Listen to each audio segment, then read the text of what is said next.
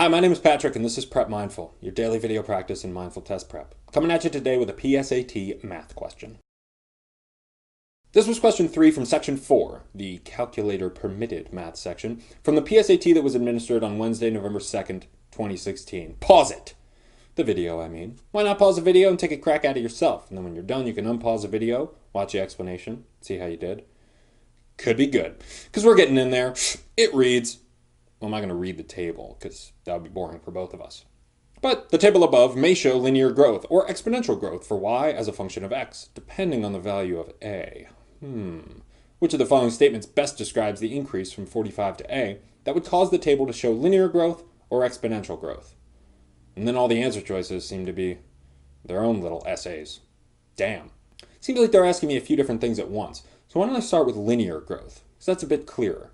Linear growth would mean something that grows like a line, hence linear, so it would have a slope. All right, let me look at the values I already have. When x is 1, y is 15, and when x is 2, y is 45. Okay, I could put this into a simple rise over run situation, y2 minus y1 over x2 minus x1, and I would find that the slope of this line, were it a line, would be 30 over 1. Okay, so then when x is 3, what would y be? So what should this a be? It'll be 30 higher than 45, so 75. Okay, let's look at the answer choices to see if there's anything we can eliminate, just based on our analysis of the linear growth model. A says an increase of 30 would show linear growth, and an increase of 90 would show exponential growth.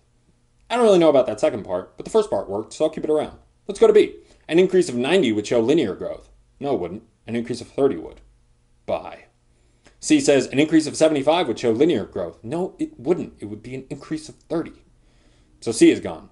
D says an increase of 135 would show linear growth. What? No, I'm looking for 30. Guess the answer was A. And I didn't even have to tackle the question of exponential growth. Lucky me. We didn't get bogged down in the details of exponential growth and what that would entail. Instead, we took the first part of the question about linear growth, solved for what we would need there, and it turned out that that's all we needed to select the right answer. Cool. If you enjoyed this video and found it helpful, why not subscribe? Then you'll know when new videos are coming, which, spoiler alert, is every day. And if you have any questions about this or any other problem, feel free to hit me up in the comments below, or you can email me at prepmindful@gmail.com. In the meantime, my name is Patrick, and this has been Prep Mindful.